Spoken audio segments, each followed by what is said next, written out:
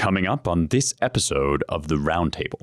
I have no qualms about going comparative internationally on this. I mean, we don't run elections that well in this country for a combination of reasons, but corruption is one of them, of course, but also corruption times 50, in various forms. So, I mean, I think we pointed it out before, but France eliminated mail-in voting in the 70s. I mean, widespread mail-in voting, because it's just much more susceptible to fraud. So even the French, Ryan, even the French. Even the French.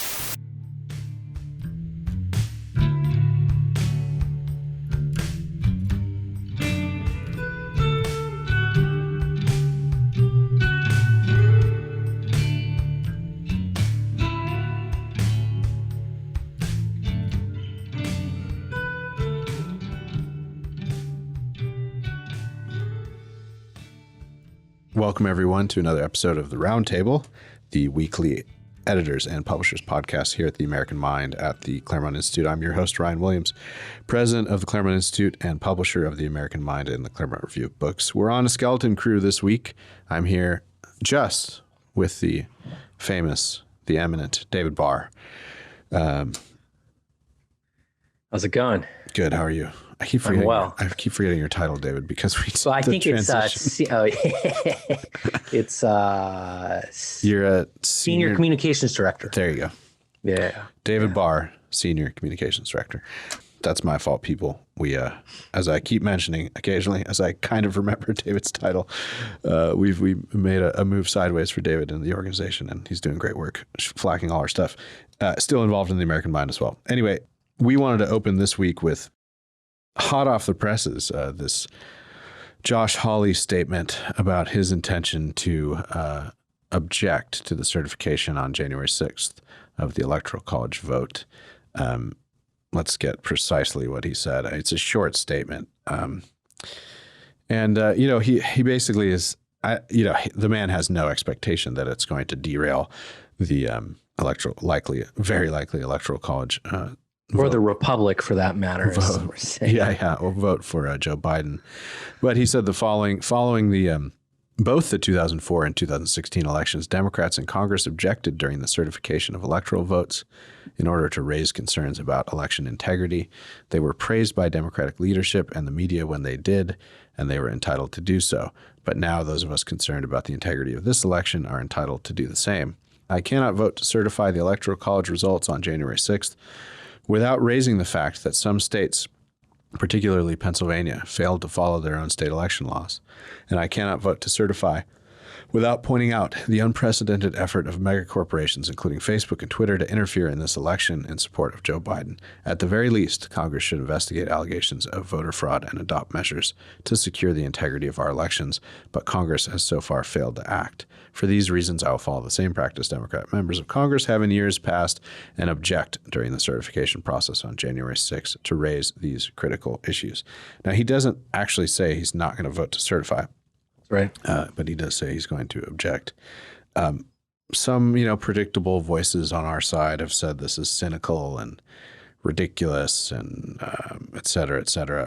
I just want to, we never miss an opportunity to criticize David French on this program. And I'm going to pile on here. So French said the following. I think it gets to a fundamental misunderstanding of what Hawley's up to and what some of the things we've been talking about in this whole election business in recent weeks. This guy is no Tommy Tuberville, who has a shaky grasp on basic civics, tweets David French. He continues. He's a constitutional lawyer, he's talking about Hawley, of course, who knows his objections are without any legal merit whatsoever. He has cynically stoked doubt, then uses the doubt he stokes to justify yet another cynical, fruitless act. The without any legal merit whatsoever phrase is what I'd like to single in on.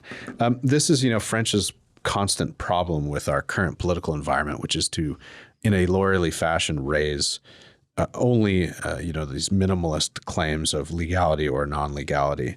Whereas I think what Hawley's up to, obviously he's positioning himself to run for president in 2024, barring a ride back to glory by Trump. Well, we shall see. So he's trying to position himself for that, but he's also raising a perfectly legitimate thing. One thing that French and a lot of his colleagues at the Dispatch have been poo-pooing for weeks, which is that there's really any merit at all to any of these election fraud claims when it seems painfully obvious that basically in a lot of these crucial states that, as our friend Steve Hayward put it, the Democrats stole it fair and square, which is to say in the months leading up to the election and even as early as late spring, they were using a lot of executive actions in states where they did not control the legislature and courts to extend mail-in balloting, to drop signature requirements. I mean, the clerk in Wisconsin, our colleague John Eastman just commented about this newest lawsuit out of Wisconsin to the Supreme Court. I mean, the election clerk there, I think it was the election clerk, basically you have to show ID to get an absentee ballot in Wisconsin. And unless you're indefinitely committed, I think, or indefinitely confined, which is to say you're stuck at home for some reason of disability. And the clerk just waived the requirement that you actually had to be indefinitely confined to get a ballot without an ID.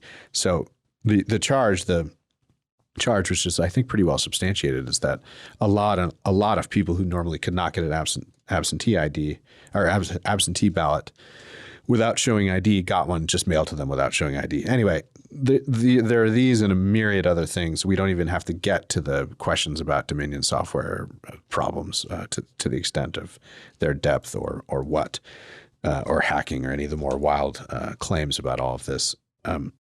There's a huge problem with election integrity in this cycle. And I'll just end on this, and David, you can opine and we can roll with it. But among other things, you have 80% of the Trump voting Republican electorate who thinks that this election was fraudulent in some sense.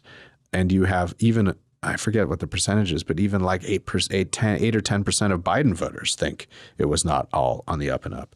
So that's just a political fact that you have to deal with. And one of the ways to deal with it would certainly be to use your bully pulpit, as it were, at this ceremonial thing as a senator to help push these questions to the fore. And really, and going forward, you and I were talking, you mentioned this ahead of time, David. You know, this is going to be memory holed by the Democrats as quickly as possible. The notion that anything untoward happened. You already have ridiculous claims that this is somehow the cleanest election in years advanced, you know, not by everyone on the left, but on, you know, sort of pro-Biden Twitter. It's just crazy. And so, among other things, I think Hawley's trying to preserve this this problem in the public mind in the hopes of both goading state people in positions of power to do something about it, cleaning up this problem going forward in future elections, and also to urge his Republicans at the national level to not just dismiss all of the serious qualms that a lot of Trump voters have. A huge turnout for a president, unprecedented in Republican history, numbers-wise, and to just dismiss all their claims outright and try to get back to business as usual. I agree. And rhetorically, if I were Hawley, I would press the point further to my liberal friends and say, look, what was the big bugaboo of some months ago with Russia and election hacking you raised your cackles about? Well, here, I mean, what Hawley says, as you read, quote, Congress should investigate, at the very least, Congress should investigate allegations of voter fraud and adopt measures to secure the integrity of our elections. That should be, on the face of it, a bipartisan issue. There's nothing objectionable about the desire to ensure that America has fair voting procedures, period. And so I would push this as far as it can go rhetorically, and he shouldn't let it die. So I agree with what you're saying. Yeah. And a lot of the, I mean, look, this has been a problem with the tendency of Democrats and voting in recent decades, which is to say they use what they consider a noble goal, and if you just squint and don't think about it too much, a noble goal of voter turnout and maximum voter participation as the excuse to really continue to chip away at and strip all of the ways in which we can have more confidence rather than less in the integrity of our elections. That is to say, you know, you can't require IDs because that's racist and discriminatory because it disproportionately affects minorities. Mail-in balloting needs to be widespread. Wait, where's the fight here, Ryan? I mean, that's a good point you raise. So if you were a GOP strategist or just a fair-minded American, where after this election, where do you turn your sights to start fixing the voting procedures that are iffy? Is it in the state houses? Yeah. Is that where this comes? Okay. Yeah. Yeah, that's a start. I mean, there's not much. I mean, there are plenty of problems with a hugely decentralized 50-state electoral system. I'm still not nearly convinced that the problems are much worse if you just nationalize the whole thing. Because it's easier to manipulate. I mean, one of the virtues of having an electoral college system and a decentralized election system is that, there's a bit of competition between the states to do it better than others. And there's also, it's very hard to coordinate election fraud across 50 states and 50 different political machineries. The problem is, as we get more and more digital and more electronic, that problem becomes less difficult, or that it becomes less hard to cheat, especially if half the claims about, and I'm not talking about vote switching, just there have been real security issues raised with the Dominion systems, there's a reason other countries have forbidden them. For example, I think Canada may have forbidden them, but anyway. Yeah, no, the first line of defense would be at the state level. And so, the state legislatures that are Republican should get on this right away. Exactly. That would be Michigan, Pennsylvania. Well, Pennsylvania is split, but Arizona, Georgia, and, politicize it. Because the other side has no qualms about politicizing elections. When it doesn't go their way. Right. And it seems too often on our side, we fall back on just the sort of very fine-haired legal challenges, and that's about it. But of course, these are all political fights, and the structure of local elections have to do with local legislatures. So, Florida could be a good model. It seems like they conducted a pretty good election.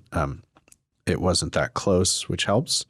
And then I'd also use it just as a matter of research. I mean, I have no qualms about going comparative internationally on this. I mean, we don't run elections that well in this country for a combination of reasons, but corruption is one of them, of course, but also corruption times 50, in various forms. So, I mean, I think we pointed it out before, but France eliminated mail-in voting in the 70s. I mean, widespread mail-in voting, because it's just much more susceptible to fraud. So even the French, Ryan, even the French. Even the French. Yeah. That's shameful. Yeah.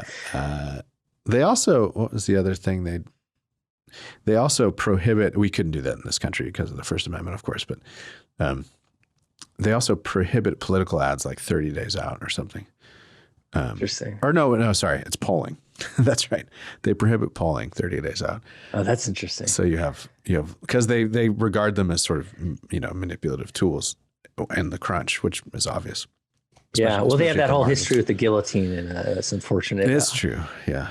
One thing, if there are politicians that listening to the show, there are some, and certainly people that work for influential members at the state and national level. A piece of advice that we try and give is to not be coward by or not feel shamed, coward, but before this onslaught of liberal media and the democratic machine when you talk about fairness in voting.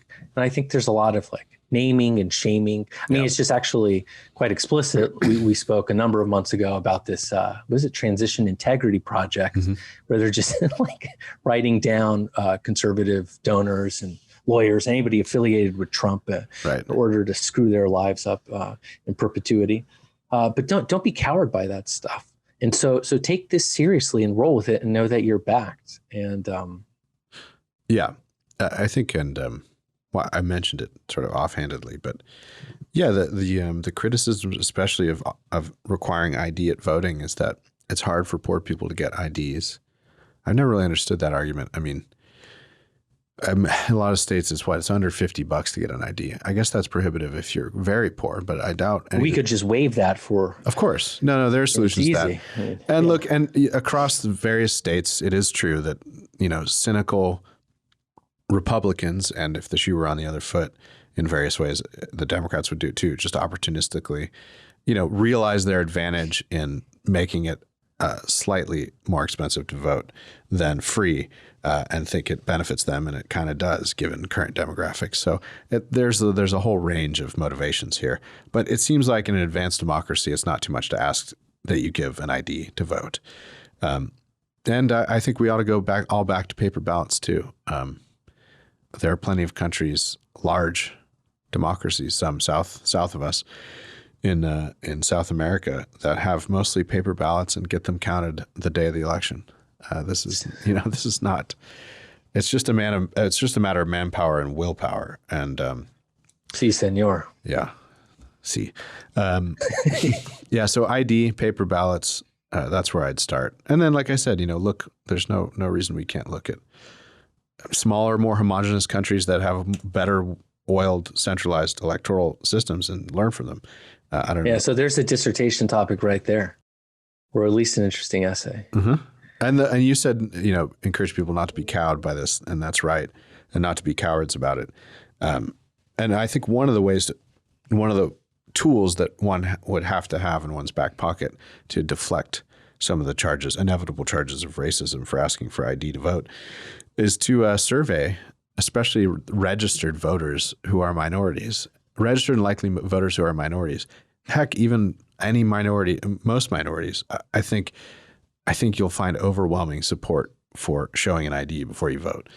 I'm willing to bet the farm on that one. I mean, when occasionally one of these shows, one of these right-wing outfits will do this sort of man on the street thing and walk around and interview a bunch of black people and say, is asking for ID when you vote racist? And they're like, what the hell are you talking about? Like, I can't, I need ID to do everything. Of course, I know it's not racist. You're racist for even asking me that, kind of. Yeah, no, I love those segments. So anyway, that would be part of the toolkit for anyone trying at the state level to try to advance this kind of stuff. At the national level, the task is more rhetorical than anything. That's right. I mean, we can get to this topic now. 2024 contenders for the Republican nomination are the elephant in the room is this huge mass of people who voted for Trump, a large portion of which will think that the election was stolen from him. That's a fact, political opinion fact you're going to have to deal with. I think that's partly what Hawley is doing as well. That's where the David Frenches of this world who hand-wring over this stuff fail to see how politics really works. It's not just cynical to try to begin to court the constituency that may bring you into office in 2024. Your opening gamut, and that might be challenging the certification and raising these issues. That doesn't mean that you're, as we said, you're going to the mat and you're going to vote against certification even. And it doesn't mean you're going to demagogue this until 2024. But you've got to deal with this fact. And just saying you all are idiots is not going to cut it. Well, unless Ryan, the thought occurred to me that Mr. French, he's probably an honest man. He may have his own horse to back in a 2024 race. So tearing down Josh Hawley at this juncture is not maybe an interesting strategic move. No, that whole crowd has not been a Hawley fans for at least 2 years, if not. Oh, so this is honest. It's coming from a real place in his heart. Yeah, I mean the Dispatch never tried. I don't mean to impugn him like that. No, I feel bad even. No, it's fine. I mean, we're talking about politics. It's just yeah. No, I think that whole crowd has not liked Hawley. They think he's just a populist and unprincipled. So I don't agree with that from what I've seen of him, but that's what they think. And they also don't like. I mean, French as well doesn't like Hawley's crusade against big tech either. French tends to just fall into it's a free market, found your own Google camp, as far as I can tell. Yeah. Who funds the Dispatch, right? Right? They ask me about the Federalists all the time. Yeah. I'm just asking questions here. I don't know who their I don't know. Major donors are, corporate or otherwise, but they've got a subscriber base among other things. The Substack. Yeah, they have a pretty successful Substack. So yeah, 2024. Who are the contenders? So I would say the leading contenders, we can go by faction, right? So the most interesting fight will be the MAGA successors, which I think are, I mean, DeSantis has to be in the pole position. He's the governor of the third largest state in the country. He's got, and he's popular. He has a constituency in Florida that looks kind of like Trump's constituency nationally, in the sense that he does pretty well with minority communities in Florida, especially the Latino community. So that seems to me to be a durable base on which to build. It's the third largest state in the country. He's really the only big state governor who's not gone crazy on COVID and has a pretty good success rate, no matter how much Andrew Cuomo wants to mock DeSantis. Kristi Noem, small state, but telegenic lady, showed very good political judgment with COVID and just sort of lockdowns and liberty in general. She's kind of, she's not it's not the Mountain West. It's kind of the end of the Midwest and the start of the Great Plains. So out in the Dakotas there. But who else? Who's Establishment Inc.? What are their right? So wait, yeah, we're going to go by faction. So Christie and DeSantis and Hawley would be the MAGA successors. And the children? Yeah, sure. Don Jr. Seems to be pretty comfortable in front of crowds, and they like him. I don't know if he has ambitions to run for president, but we shall see. It's a weird time in American politics. Yeah, a mix of celebrity and not just on the right, a mix of celebrity and politics. Remember Al Franken, everybody, or Schwarzenegger before him, kind of a hybrid. Yeah, the establishment candidate is going to be, I mean, they're all salivating at it, right? It's weird. It'll be establishment and it's sort of a weird mix this year. It'll be Nikki Haley, I think, who's the establishment's shoe-in, it seems to me. And then also the Never Trump crowd really likes her. Although there's an asterisk on that. I think a lot of them don't like that she served under the Trump administration and didn't criticize him much, even in her book after the fact. But you put her ahead of Bill Kristol will Romney? probably get over that if he can advise her on foreign policy. Romney. Sure. I mean, he still looks the part, but the problem with Haley, Romney more so than Haley, but Haley also is, what's the constituency going to be for these people? I mean, I just don't see it, but yeah. One thing I've always marveled at is just how damaging these monikers that Trump affixes to the opposition can be over time. And I don't just mean the little Marco, which is funny, but also it's also, he renders him kind of like this diminutive little man in people's minds. But with Mitt and some of these other people, I just wonder how much that sticks in people's minds. And Haley has escaped all of that. Yeah. Totally. Yeah, she has. So we'll see. I mean, she's, despite her kind of sunny disposition, she's pretty ruthless, I hear, and very ambitious and fairly unprincipled. So we'll see. She could be pretty effective. I suspect she'll try to position herself as a successor to Trump with her own, her own flavor. And then she'll have the advantage of having the backing, I think, of a lot of big money on the right, which goes a long way, unfortunately, still. We'll see. Do we miss anybody? Senator Cruz, of course. I would not count out another run by him. Or is Cotton, you think? Yeah, Senator Cotton as well. There's a cohort of senators, not a group that historically has done that well winning the presidency, but. And we totally forgot the entertainment industry, Ryan. They're we can leave The that Rock, aside, I guess. Kanye. Yeah. That's right. That's right. Yeah. No, Kanye thinks he's on a mission from God to be president. Yeah. The Blues Brothers thought that too, and they succeeded. So, so maybe Kanye's onto something. Yeah, we're on a mission from God. A little different than how Kanye would say it. Yeah, the jockeying starts now, as it were. Much as my Trump stalwart friends, and I'm certainly a fan in most regards, might get annoyed at this. It seems very unlikely to me that he'll hang on for term 2. But we'll find out soon enough. January 6th being pretty much the final inflection date. Yeah. Well, enough of that. Well, I'll finish with, I think whatever else is true, this 75 plus million constituency that voted for Trump is going to continue to shake up American politics going forward. And I think the Biden-Harris administration is going to start on pretty weak footing politically. That said, the left, as we know and as we've talked about, controls every major institution in this country, including the media and the administrative state. So even a weak Democratic presidency these days can get quite a lot done. So Ryan, one really quick, one thing, maybe this is just a conversation for when the group reconvenes, but we were talking just now about coalitions led by political figures. But I wonder if it's also worth discussing, and again, maybe at a later date, who the kind of intellectual figures will be leading these 71 or 78 million people that voted for Trump.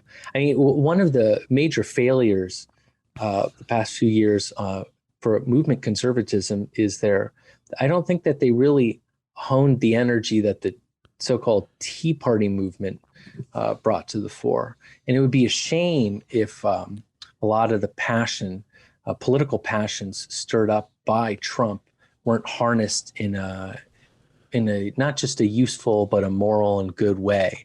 And that doesn't always come from politicians. Sometimes that comes from organizations like Claremont. And so I wonder how that jockeying will play out too. Yeah, definitely. I mean, one of our goals, among other things, is to continue to fight in a sort of more aggressive and expanded way against the scourge of identity politics.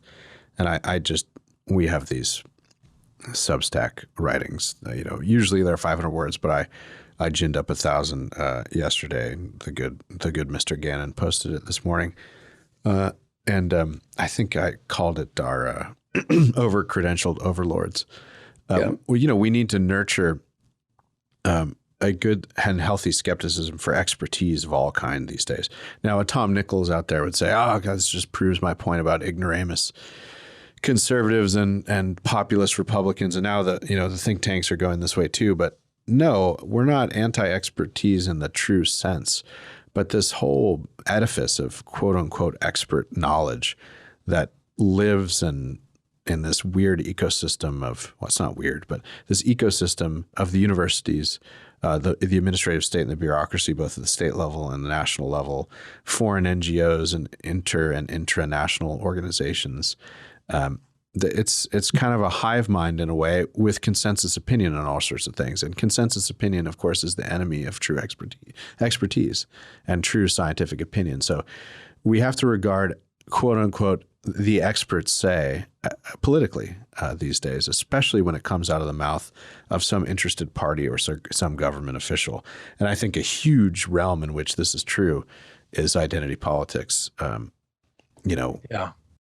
you see it especially in the gender stuff and transgenderism, right? Where the finest experts in the world are now pushing to not have biological sex be put on a birth certificate because that would cause undue harm to the trans community, which is, whatever else is true, a tiny, tiny slice of the American population. I mean, if 4% of Americans are homosexual, gay, or lesbian, transgender is like 0.5%. So we're going to upend our whole society based on the expert opinion that biological sex is somehow chosen and not biological. So it's just one example among many, but it's where we see this blossoming of just really insane newspeak and crazy rhetoric. And it will provide many opportunities for us to push back intelligently on this problem we've always thought was a problem, which was the separation of quote unquote expertise from politics and the insulation of neutral administration from political control, which was the original progressive project, which has now been commandeered by the latest fad of the radical left, which is identity politics and all of its crazier and crazier manifestations. Yeah. So, yeah. And I think the nation's think tanks, for the most part, don't understand that problem yet, or its depth and its reach and its tyrannical quality. Whereas I think we do. So, interestingly, the median age at the Claremont is, I'm curious, may skew a little bit lower. I don't know. But just psychologically, the mindset of staff and scholars at some of the, say, the big two, whatever, and the little constellations that orbit around them, or the little moons that orbit around them, they're much older. So their mode of thinking and how well they can appreciate the problems of today, I think, are way back in a different era. So they don't see the same problems. And you get this sense, I think, when you talk to older conservatives, especially with identity politics. I was talking to a beloved professor of mine who's in his 70s, and he just didn't understand.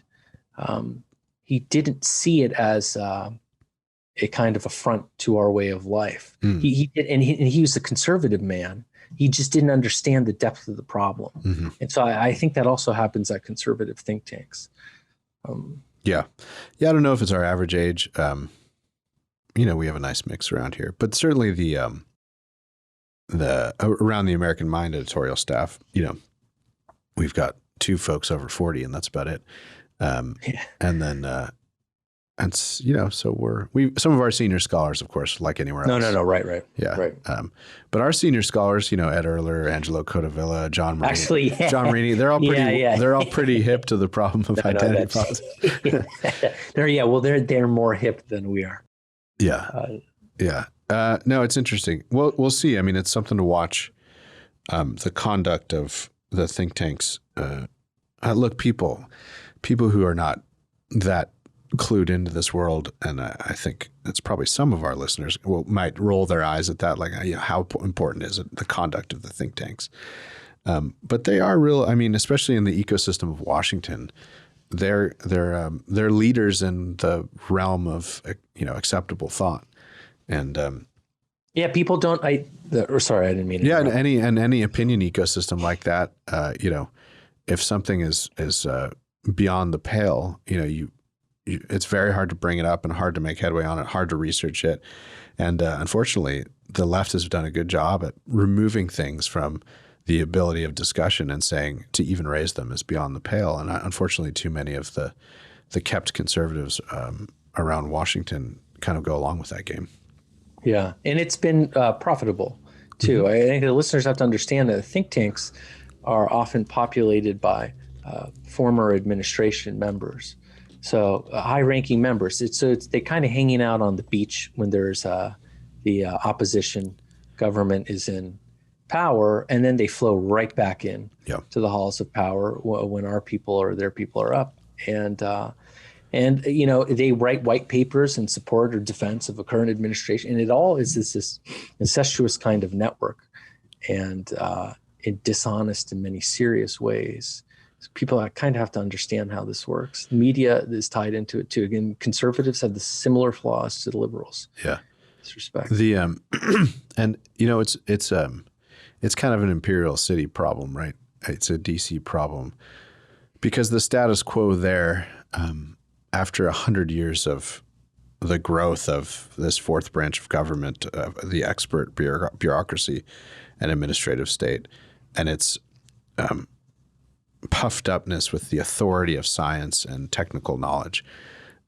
It plays a large part in setting the realm of acceptable opinion. And now identity politics has invaded all of it with the kind of conservatives and Republicans either asleep at the switch or kind of signing on to it. So that whole town has been pulled left in the last century, but in this sort of identity politics direction, especially since the ascent of Barack Obama. And it was even happening during the George W. Bush administration with the Islam question. It became impolite to raise the question of how compatible Islam was with liberal democracy when the authoritative teaching of Islam throughout a lot of the world sanctioned Sharia in some form or another. To bring that up, you were just a kook, and everyone would just bring up their perfectly normal American Muslim friends who were not jihadis, which is true, of course, but it was not a refutation of this thing, political Islam, out in the world and its aggressive plans politically and internationally. Anyway, I'm getting us a little far afield, but to the extent that the whole town has been pulled left, the think tanks who sit there, even on the right, who take up the range of policy issues that the modern administrative state does, along with the traditional branches of government in America, it's just inevitable that they come to look more and more like the administrative state in waiting rather than a university in exile. Well put. And that was sort of AEI's the oldest of the right-wing think tanks. I think AEI was founded in the 40s, if I'm correct. So he's vying with Hoover, maybe. But Hoover's not in D.C., not in any real sense. But yeah, AEI always fancied itself a university in exile, and I think to the extent that these policy think tanks have grown up on right and left with this explosion of the administrative state after the 60s and the whole civil rights architecture, which is now morphed into identity politics, it's no surprise that they find hard to buck the received wisdom on those questions. Call it like kind of a left of center consensus. The real left wing crazy stuff is not yet in that sphere, but that bubble, as it were, is moving left. Yeah. So it's just it's the Beltway bubble problem. It's why it's redounded to our benefit in Claremont to be out here on the West Coast. Yeah, that's interesting. I hadn't thought about that until recently. We have that. We're going to have a greater Washington footprint with the launch of our new center. Yeah. But I think you're right. It does preserve some independence of thought and some, I think, connection, even though it is California, some connection to the way that I think sensible, normal Americans think. Well, we're on the West Coast, but we're not really dependent. We have an independent donor base out here, and there's no real policymaking institution that has some pull on us. I mean, we mucked around. Right. We mucked around in California politics under my former boss, Brian Kennedy, when he ran our California Center in the 90s. But eventually, we just decided, Brian said, with a few exceptions, like our friend Tom McClintock, the Republicans in Sacramento were worthless. They were either corrupt or just incompetent. So there wasn't much headway to be made. And that's a large reason why California is a one-party state now. The Republican Party here is stupid and corrupt. Not all of them, of course. We have friends doing the Lord's work in the Orange County GOP and elsewhere, but it's just a sad state of affairs. Yeah. Yeah, you have to somehow, even if you're doing more in DC, you have to somehow maintain, a kind of a Christian disposition. That is to say, to be in but not of DC. I think that there's a lot of truth in that. You can slip into a kind of language and way of looking at the world and sensibility. Mm-hmm. I grew up here, so that just the corruption is seeped into my bones now. Yeah. No, but all jokes aside, you start. It's insidious, and you just start. It kind of makes you stupid. I mean, it certainly makes you stupid also, because you just take shortcuts with thinking. Mm-hmm. What's respectable to say at a party and what's not respectable. You want to have friends, right? Like you want to be able to go out to dinner with folks. And so you essentially play the game, and you don't realize what's happening to you and what you're doing until you kind of visit relatives and snap out of it, or you talk to somebody on your side who's serious and tell you seriously what's going on. Yeah. No, the power of social ostracization and social pressures. It's a huge. It's what I think happened with the American conservative. So there are all these Americans flying around. I mean, they opposed, I think, the Iraq War. Oh yeah, that's pretty much why they were launched. And then and Buchanan had faults, certainly, and there were issues with Buchanan and the neocons. But it became disreputable, I think, to defend any of those anti-Iraq war ideas, as you mentioned, in a big way, so, to the extent that you're just kind of ostracized or you're not taken seriously as a thinker. Right. And you don't have a think tank really backing up your views, and not at that point on that position, I don't think. No, and it took a national political figure with a sort of heterodox take, which turned out to have a huge constituency on this question of wars to end the American conservative is doing fine, I think, under the no, definitely. Some of our good friends right there, of course, like Helen Andrews. Everyone should go out and buy Helen Andrews, former Claremont fellow. She has a new book out on the boomers, which will be. I haven't read it yet, but I'm sure Helen is a beautiful writer, a clear thinker, and she's fearless. So it should be a lot of fun. Yes, go buy it. All right, well, that wraps us for this week. We're a little shorter than normal. We expect to have the whole gang back maybe next week, and we'll do a little review of 2020 and have some fun. Thank you all for listening to the Roundtable. If you want to support our work, go to claremont.org/donate. You still have a day left. If it's postmarked by the 31st, you can deduct it for 2020.